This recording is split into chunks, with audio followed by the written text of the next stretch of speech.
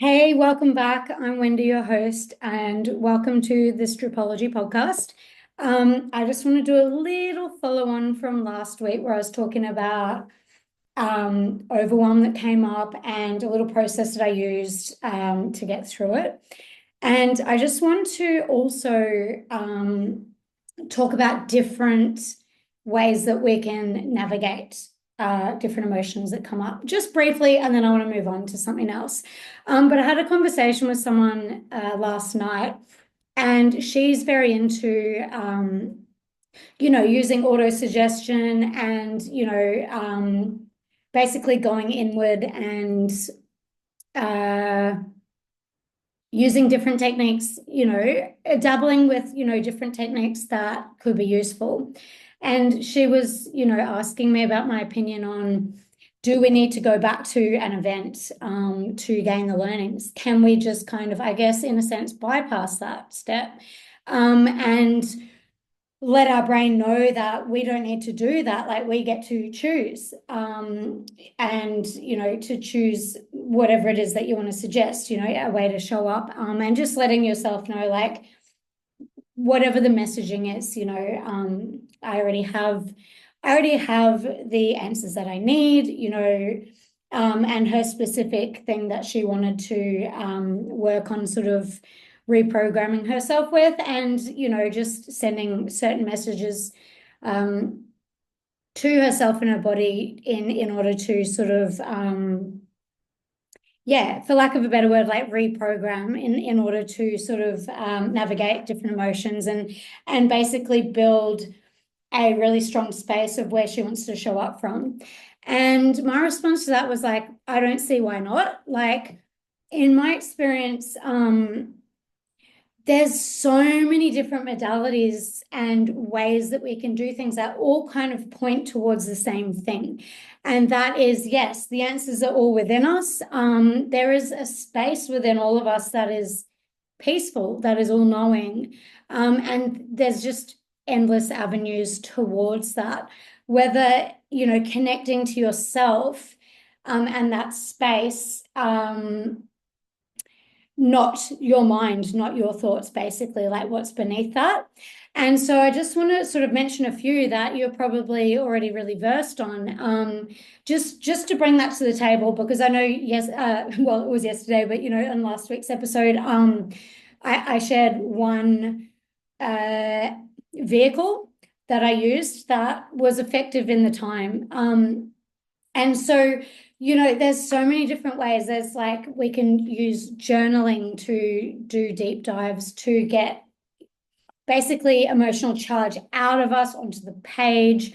A lot of the time, if we're ruminating and looping on something, journaling is fantastic because you get all that out. It's like, bleh. And what tends to happen, what I love with journaling or just any of these different ways that vehicles that we can use, is once that charges out, we actually find an equilibrium usually that's beneath that. And so if we journal to the point of like, it's all out, we ask ourselves, what else? What else? Sometimes there's this patch where it feels like it's all out, it's complete, I've gone blank. And then beyond that is actually usually some sort of resolution. And it's so interesting. So if you're someone that's into journaling, right, or you've ever experienced this, or even if you haven't, it's an interesting thing that I've noticed so often, that, yeah, once the charge is out, the brain naturally starts seeing things from the flip side, and yeah, and starts to have really great wisdom for yourself on the other side of whatever it is that's been like stressing you out or you've been looping on. But it's about getting beneath that, beyond that. There's other avenues like breath work, there's yoga, there's meditation, just getting out of that thought process that's holding you there and keeping those emotions stuck. So there's traditional therapy. Like, I've seen my psychoanalytic psychotherapist for 12 years now. And I've had the same insight. This was so interesting. Yes, it did take years through traditional therapy, years of weekly and bi-weekly. This one huge sort of, it's very crazy to describe, so I'm not really going to bother, to be honest. But a huge revelation um of traumas anyway, realize like reaching that point through traditional therapy, and the one and only time that I've tried ayahuasca, they both pointed towards the same thing and had the same revelation. Now they're vastly different vehicles, but it's where my mind wanted to take me. And one way, slow but very long lasting, I would say, and very thorough and gentle, but still a process that led me in a certain direction. Ayahuasca, brutal for me. Some people really enjoy it. I don't know. For me, it was so brutal. It was very brutal vehicle. It was like, fuck, there's no brakes on this thing. Bang, straight to the same thing. And I am curious. I'm like, okay, it was quick, it was hard hitting.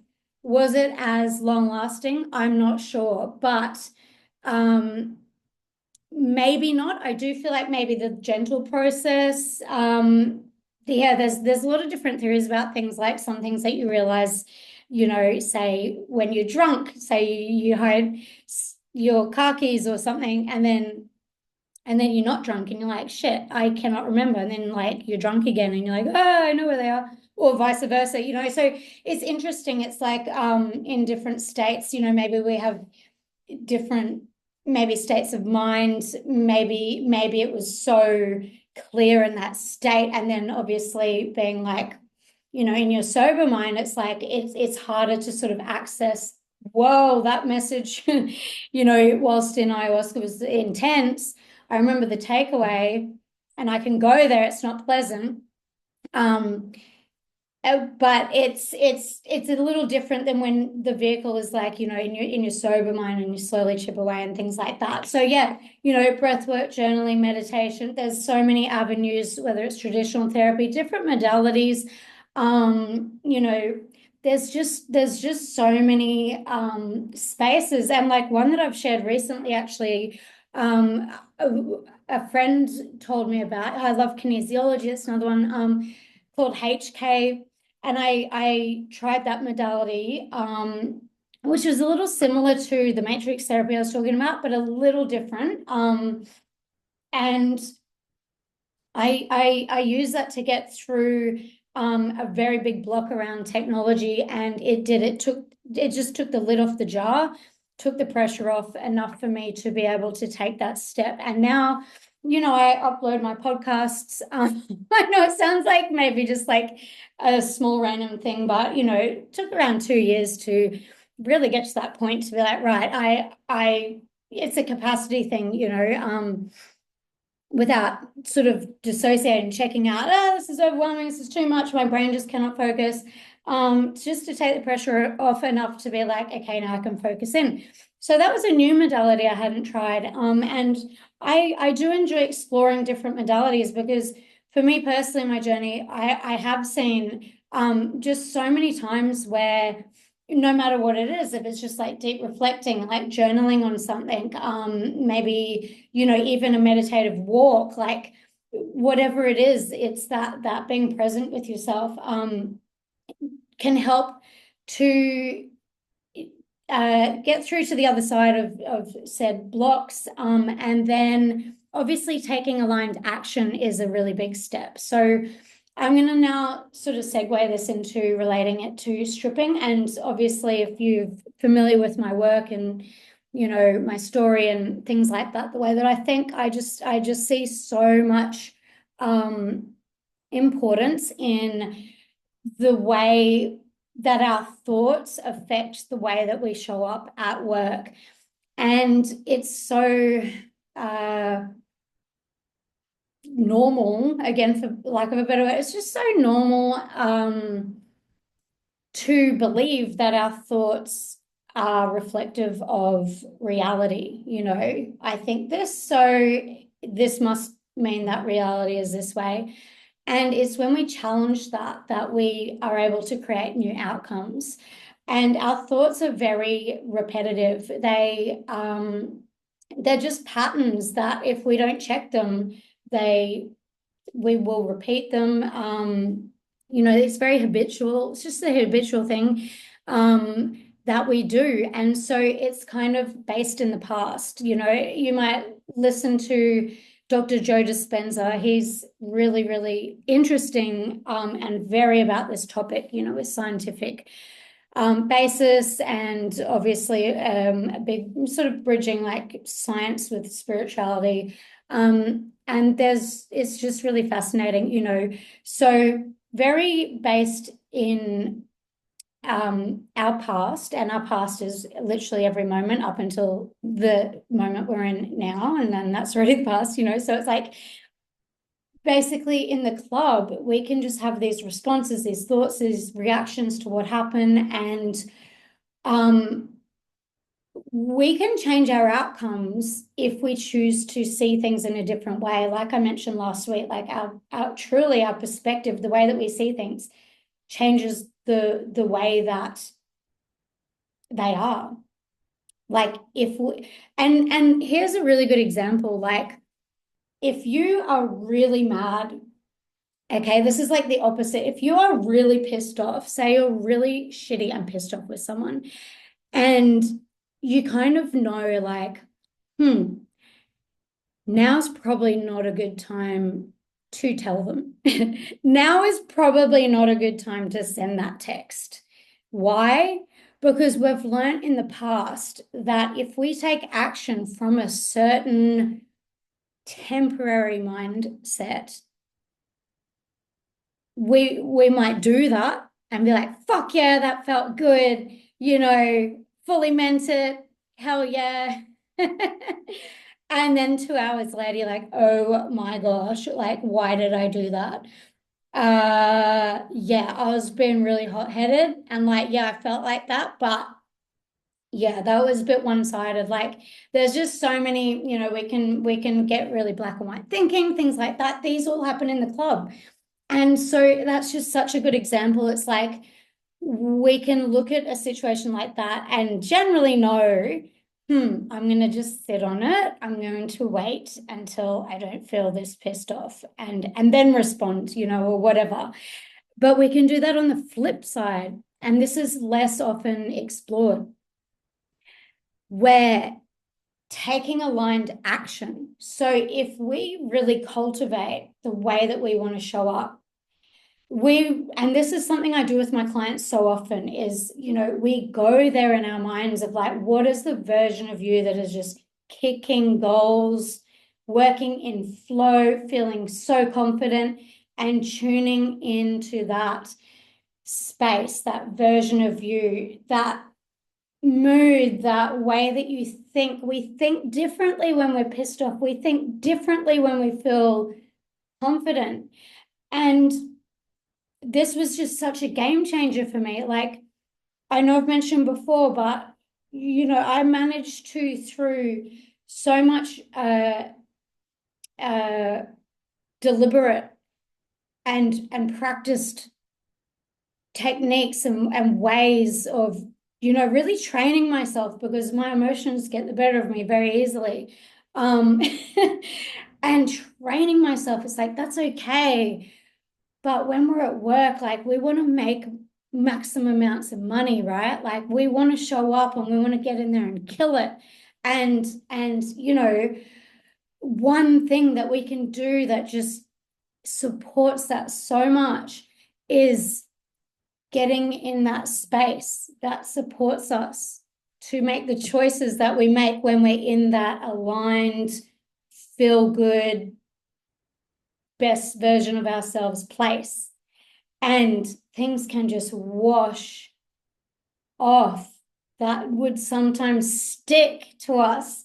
So it is, and you know, I managed to, like, without sounding like a dickhead, but basically like quadrupling my income consistently. And it, like, the consistency of it it's not like fluke results. It is a reflection of deciding, no, I plan to go to work and make as much money as possible when I'm at work. And there's just certain things that I know that support that, and certain things that I know that don't. And so for me, it was just so important to cultivate that space to a point that it's muscle memory, to a point that it's like, hang on, oh, that person pissed me off. I need to tune back in. I need to tune back in, get my mood right, get my thoughts right, support myself again. The thing that I forgot to mention before with all of the different modalities, and when my friend asked, do you think that this might work? I'm like, yes. I mean, A, give it a whirl, but B, if you believe that to be true, then that is the biggest piece. It's the belief in ourselves, and that translates in the club to our certainty in what we do. And that is just such a valuable thing to have. So yeah, getting your like self aligned and then believing in yourself. People feel that, and it makes us so resilient. And then taking that action. So yes, sorry, I'm just bringing all the thoughts together, but like creating that consistent high income, that was such a big piece of it, was to continually get that into muscle memory. And that takes practice, repetition outside of work and at work, bulk of it outside of work. And then it becomes muscle memory for work, to the point where it's just like snap of a finger. Okay, back and, back in that mode. And I laugh because I love that mode. I love the feeling that I can still tap into it now. I'm not even in the club, and haven't been for some time, but I can snap back into it. And it's just so fun to be in that place. And it's very, when it's muscle memory, when you can go there and then you can describe it, and it's like determined. There's a little bit of cheekiness there. It's like, I am game on, like I'm ready for whatever, like knowing that the best outcome, like the certainty is so high, the best outcome is someone having a lap dance with me. Like I would really feel upset for them if they didn't get to experience that. And I just want to give a little example that came to mind for this. With certainty, and I know I've shared before, like about, if we're trying to choose a restaurant, blah, blah, blah, but I thought of this probably in the shower today. So I've written it down, theme park, but it is such a good analogy for the strip club, right? Picture this. You go with a friend and you're like, let's go to a theme park. Or maybe it's someone that you see there. Anyway, whatever. Let's just you go with a friend and you go into a theme park, and there's like a pool there, it says like a water park, and you pay your admission, and then your friend's like, oh, like, let's settle in, let's sit by the pool, get a sun chair, get some drinks, and chill, like watch the pool, there's stuff going on, and you're like, there's also rides here, rides are fun. My friend's like, nah, like, I just want to chill. Like, this chair's really comfy. I've got my drink. Like, it's all good.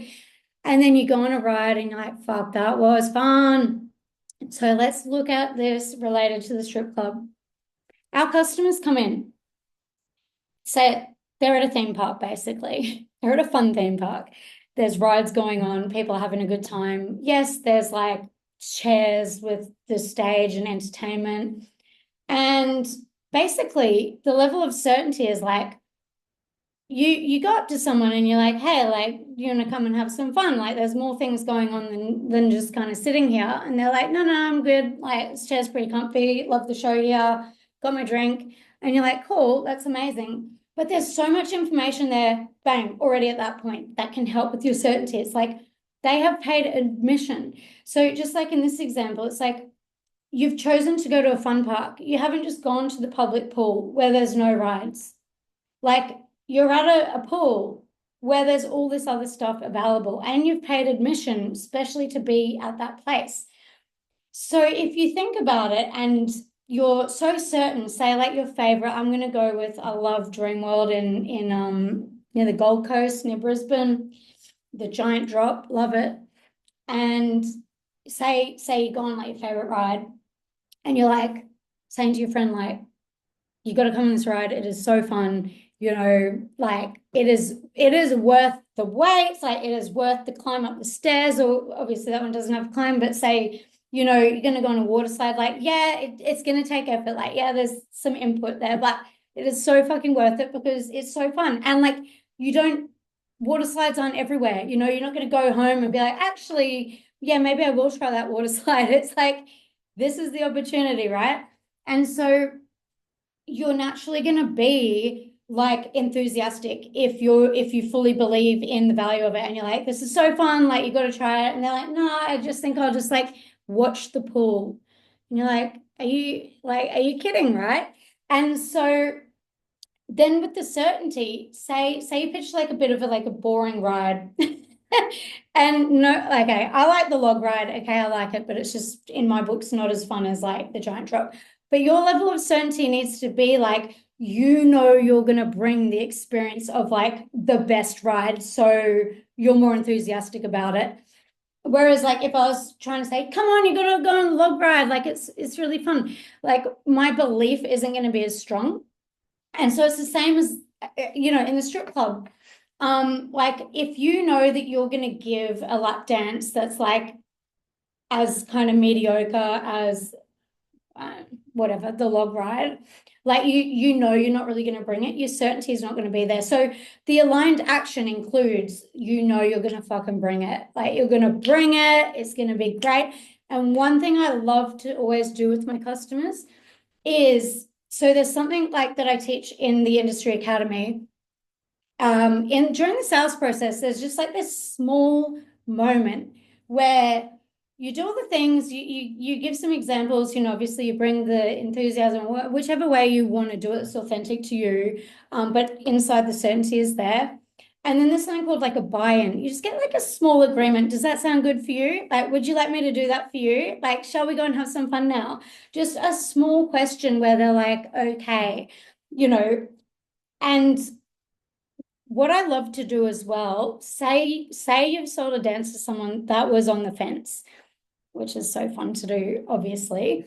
And you sell that lap dance. They're like, oh no, I'm happy sitting here. And you're like, come on, like it's gonna be fun. Like, trust me, let's go. I'll look after you, I'll take care of you. Don't worry. Like, it's gonna be a fantastic experience. Like, you got to try it. It would be a damn shame for you to miss out. Like, let's go have some fun. Let's get this kid off. It's like, let's go on the ride. And then at the end, checking in with them. So checking in at the start, sound good to you? Yeah, okay. All right. Let's do it. And then at the end, so tell me, are you glad that you did that? Like, are you happy with the experience?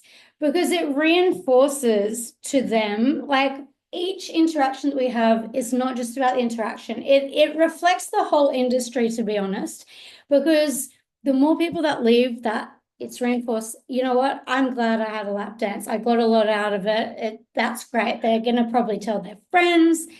They're probably going to come back, like I always post about. It's like your trademark is the way that you leave people feeling.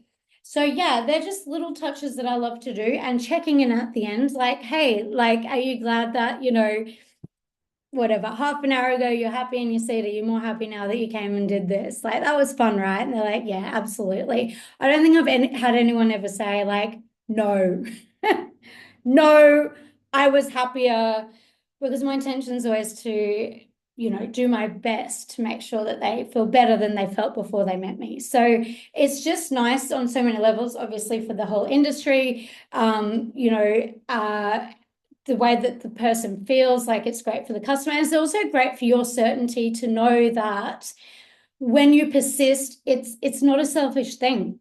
Like, it can feel selfish and icky when you're thinking about yourself and the money that you want to make and all of that. But when you genuinely are like, I want this person to experience a good thing. I know I bang on about this, but all of these things are like what it takes really to just have that consistent, good time, good experience, good income. It's just a combination of certain things that we don't always need them. It might be 4 a.m. and the person's drunk as fuck, and you're trying to be like, hey, did you have a good time? They're like, oh, like, where am I? Like, it doesn't always apply, but it's good to have all of these things in place, literally to the point of muscle memory for when it's needed, when it's those nights where it's like, cool, I do need to bring out my sales skills a little bit to the table. And so even in that example, I'm going to go back to the pool. If we think about it, if someone's paid to go into a theme park and they just want to sit by the pool and just sit there and watch, it's kind of okay, cool, everyone's able to do what they want, but also it's kind of like, what are you doing? What are you doing? And then like even like there is no right or wrong, like even the question of like, that's cool, like you want to sit here, all good, just curious, like, are you a voyeur? Like I am, I know I am. Like I love people watching, I love watching stuff, like peep shows, all that. Like, are you a voyeur? Like that's all good. Maybe that's why they want to sit there. But even that can lead to a dance. Okay, cool. Yeah, no problem. Or they might be like, no, okay, cool. Well, let's go have some fun. Or they might be like, yeah, I am. I love just watching the show. Okay, cool. Would you like to have your own up close and personal private show where we can have fun together, knowing that you're going to bring that personal aspect? Like, there's just so many ways that we can, if we really look at the big picture, see how we can help them to like make the most of their experience.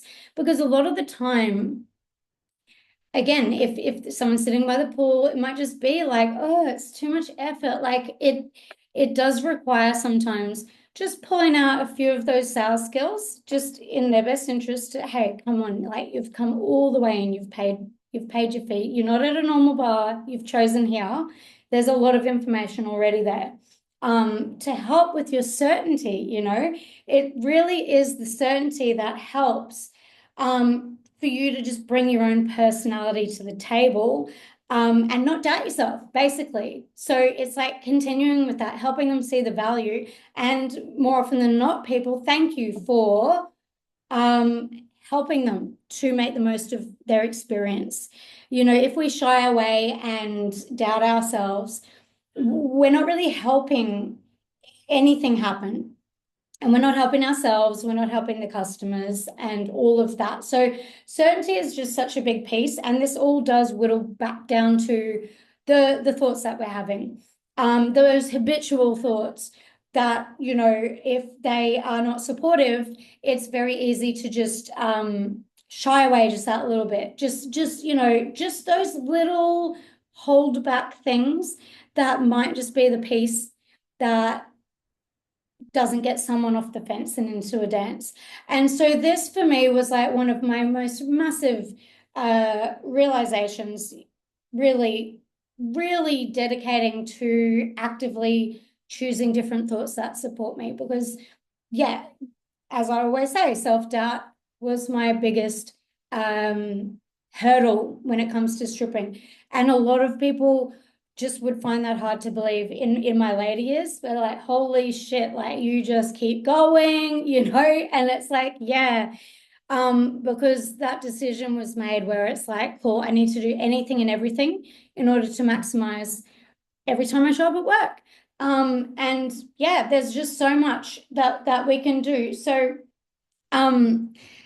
yeah, so I'm going to leave it at that. But what I really do, well, I'm just going to briefly say it now, actually. I've recently, so the next round of the Industry Academy is coming up September 10th. It's filling really fast, which is so fantastic. I am so grateful. There is a big range already of people that have never done the Industry Academy before and lots of repeaters. And you might wonder why people repeat so often. I've had people repeat 5, 6 times, like 1, 2, 3, 4, 5, 6 times even, and then move into the 6-month mentorship.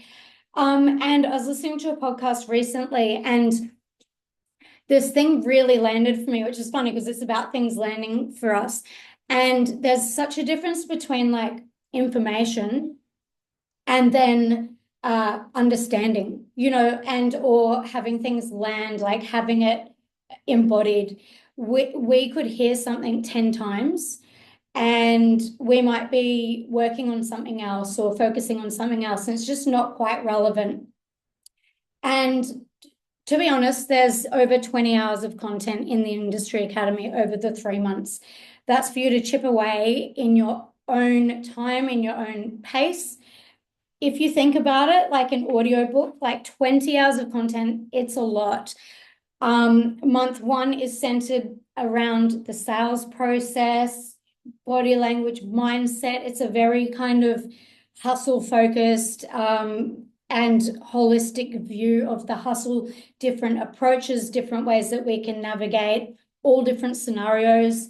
And obviously, with the outcome of in your own style, making those sales and feeling really good about it, creating amazing customers and all of that. Month 2, we go a layer deeper. We look at read your customer like a book, which is more about the subtleties. So that might look like reading conversations, like when to leave, when to stay, the true message that we're getting from our customers, verbally, non-verbally. Also the messages that we are sending, takes a deeper look at confidence, self-awareness. And then, there's just so much. There's a lot of internal work as well. There's bonuses, there's a lot. And then there's, of course, Stripnosis in month 3, where we look at language and we look at different ways that we can structure our sentences to create a greater impact, and just so much that you keep for life.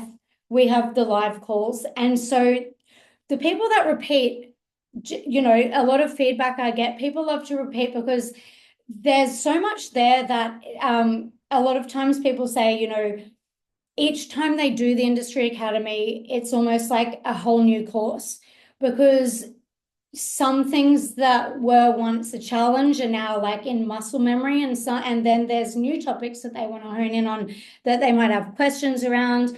They also mentioned that they love the community, the vibe, the support, the accountability of being in that space. Also, it's a lot cheaper each time you repeat because you've already got all the content. So it's more about being in that space, in that container, and just that dedication of like, fuck yeah, I have 3 months where I plan to show the fuck up. I am so here for that. My job during all of this is supporting people. Obviously, the content's born from my brain. So, a lot of fascinating questions come out of it from each individual that have different questions about it.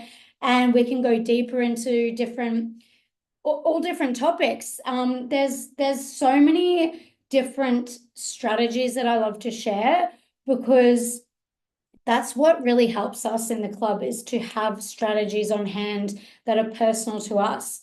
So we might be working on something and notice, it's a bit of a challenge. Like, what can I do here? And oftentimes just like fleshing it out, just like teasing it apart, looking at it and finding out like, well, what is the thing that's going to work for you? Like, here's some suggestions, what feels good, or, what comes to mind.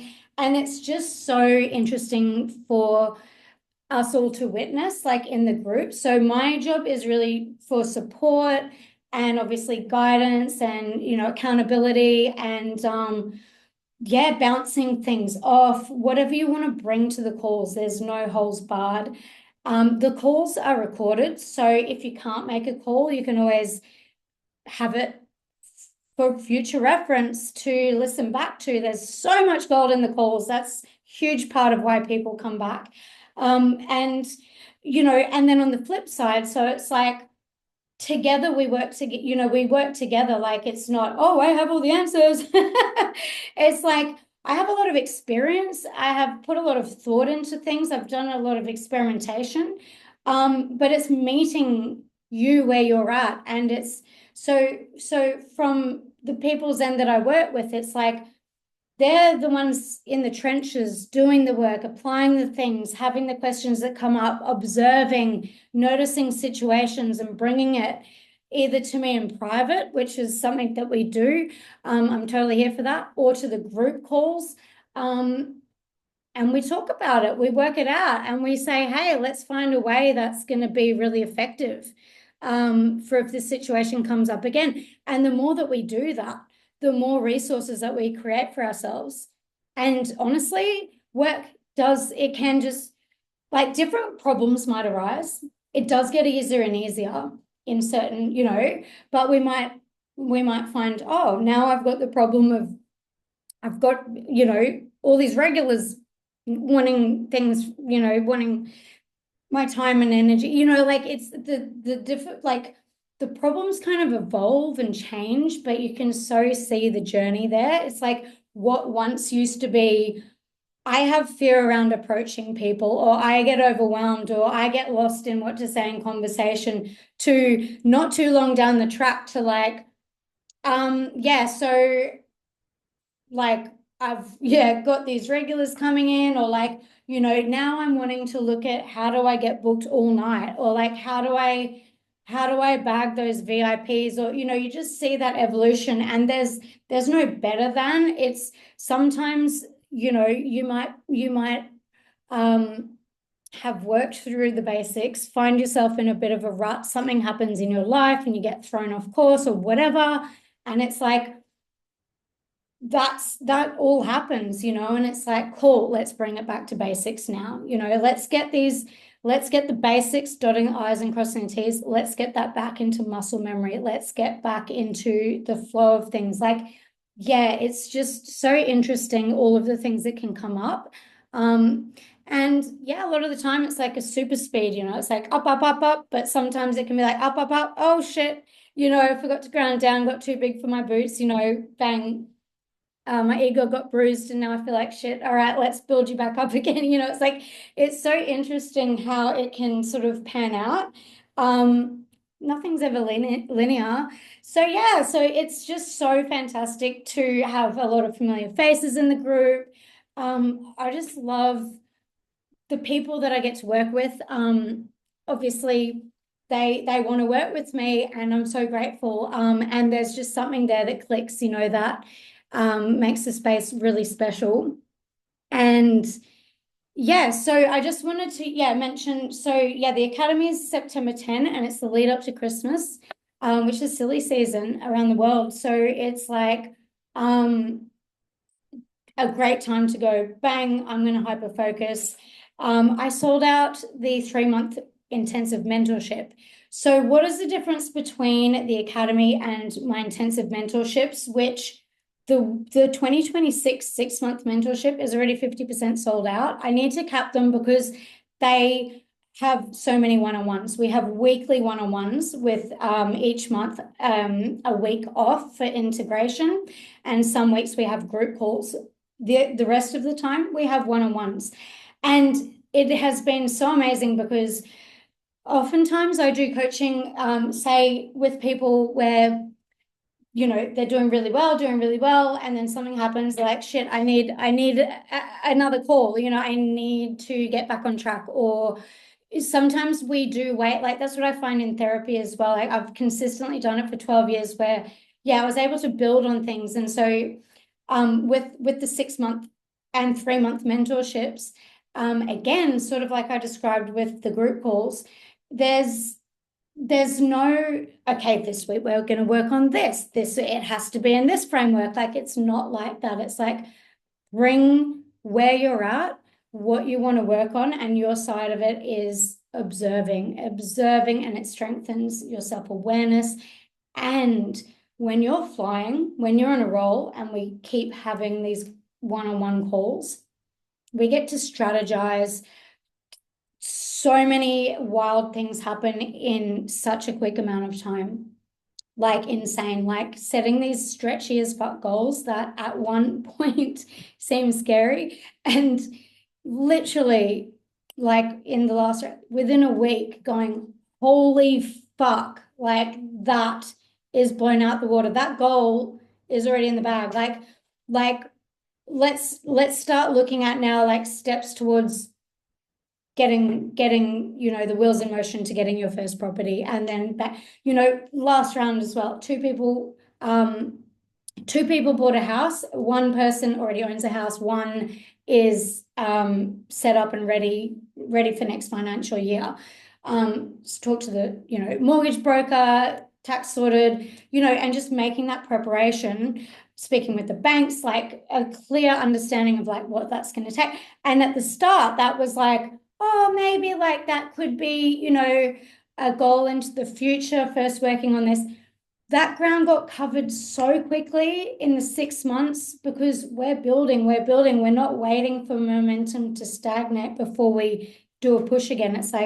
It's like, you know, running at a fast speed. It's like those little taps, like your feet just almost feel like, you know, you're flying and they're just tapping, just touch the ground just to keep going. You know, it's not like these heavy steps. It's like,